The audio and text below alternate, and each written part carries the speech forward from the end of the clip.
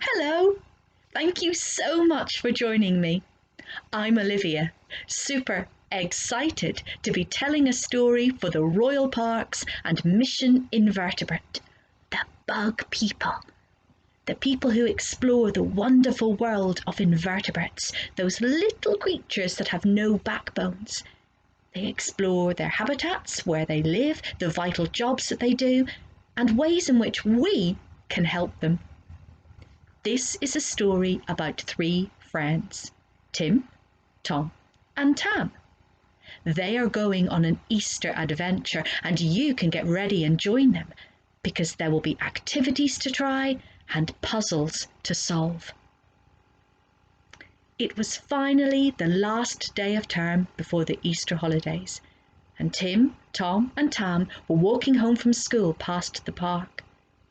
The park was a festival of flowers.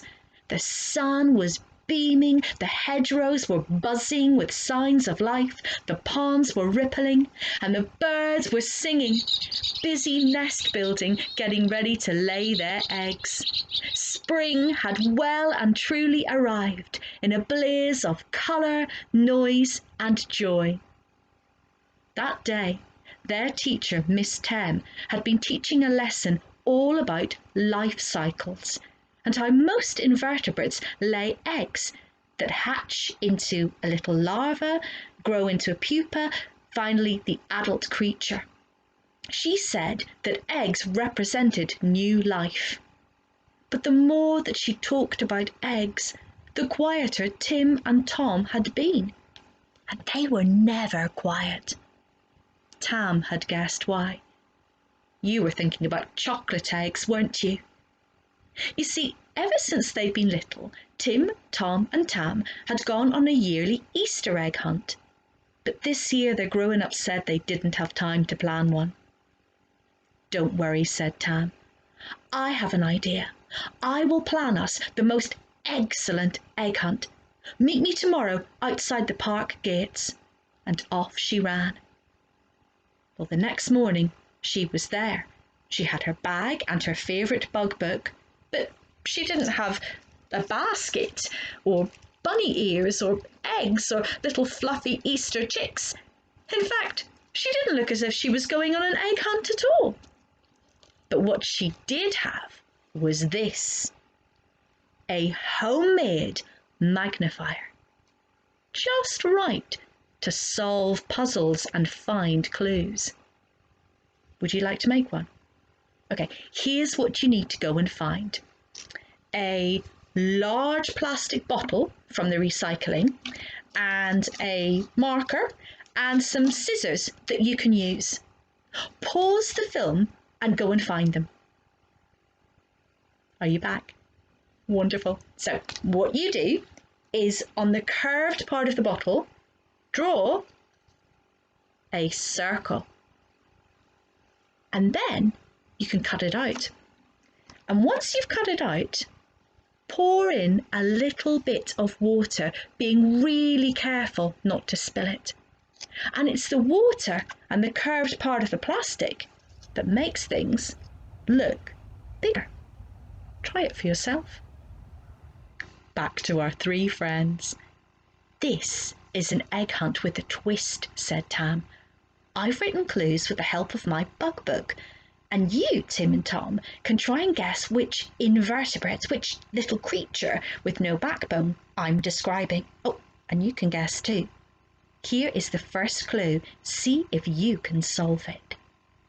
I look like a tiger with stripes gold and black. I lay eggs by the pond where the ducks go quack. There are no tigers in London Park, said Tim. Besides, tigers don't lay eggs. To the pond, shouted Tom, and off they ran. When they got there, Tam said, True, it's not exactly a tiger, but if you look through the magnifier, you might spot that tiny golden and black stripy creature. That is a tiger hoverfly. It's a wasp, said Tim. No, said Tam. It just looks like one to stop birds from trying to eat it. Doesn't actually sting. Look closely and you will see it's laid eggs on the leaves of the pond plant. They will hatch into little larvae that love the water. Adult tiger hoverflies love basking in the sun, and you can see them hovering super fast like tiny hummingbirds. They fly from flower to flower and help spread pollen. They are amazing pollinators. And without pollination, without spreading that pollen, thousands and thousands of fruits and vegetables and grains and herbs wouldn't grow. In fact, without a certain kind of fly that pollinates, there would be no chocolate. No chocolate? Tim and Tom looked horrified. Time for clue 2. See if you can guess the next egg-laying invertebrate. To protect my eggs, a web I spin. Soon they hatch, safe within. A web, said Tim. Is it a spider? Got it, said Tam. It was Tom who spotted one first. It was black and brown, and seemed to be standing on guard outside a web it had woven amongst the brambles. Look at that web, said Tim. It's like a big silky tent. Yes, said Tam. That isn't woven to catch flies for food. That's to protect the baby spiders. You see, the mother spider carries the egg sac in her fangs, and when it's about to hatch into tiny little spiderlings, she builds that web to hide and protect them. It's like a big silky nursery for the baby spiders, and that's how the spider gets its name, the nursery web spider. And then Tim, Tam and Tom decided to take off their shoes and socks and explore the long grasses and the soft earth on the way to the next clue. That's something that you can try too, checking that the ground is safe first, of course. Some folk call it earthing when they feel the ground and the grasses underneath their bare feet, and they say that it helps make them feel good inside. Try it and see.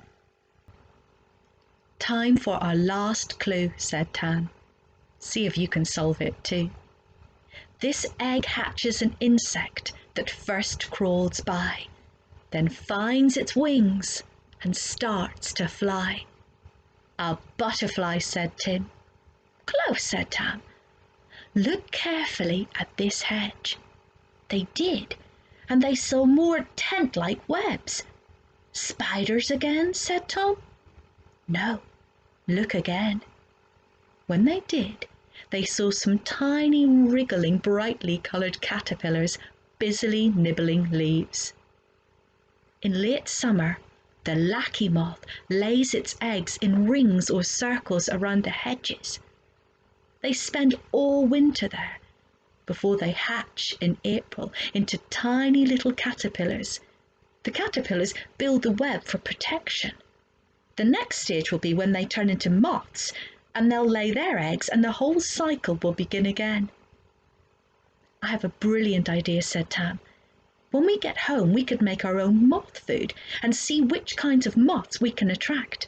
And you could make it too if you like. What you need is some fruit juice and pour it into a bowl, and then get some brown sugar, and you can use overripe fruit too, and pour that in, and then you stir it until it dissolves, and then you can get creative.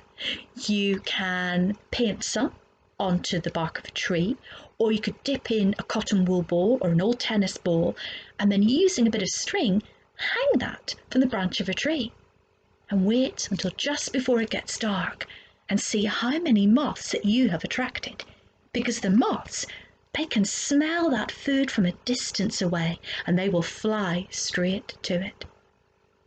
And speaking of food, said Tam, you two have been so brilliant. I have something for you. And she reached into her bag and gave them both a chocolate Easter egg. Oh, Tam, said Tim, you are the best. Yes, said Tom, and I've loved this so much. Why don't we make this our yearly Easter adventure? Going to find eggs in the park." "What an excellent idea," said Tam, and Tim and Tom groaned. Then they laughed, and the three friends headed happily for home. And you could try it this Easter too, going into the park and looking for the eggs of a spider or a moth or even a hoverfly. But remember, if you do, be really careful not to damage or harm the eggs or the habitats, the places where they live, in any way. Be really careful. And I hope if you do, you enjoy your Egg-Sploration. Sorry, I couldn't resist. Have a wonderful time, and until the next time, bye-bye.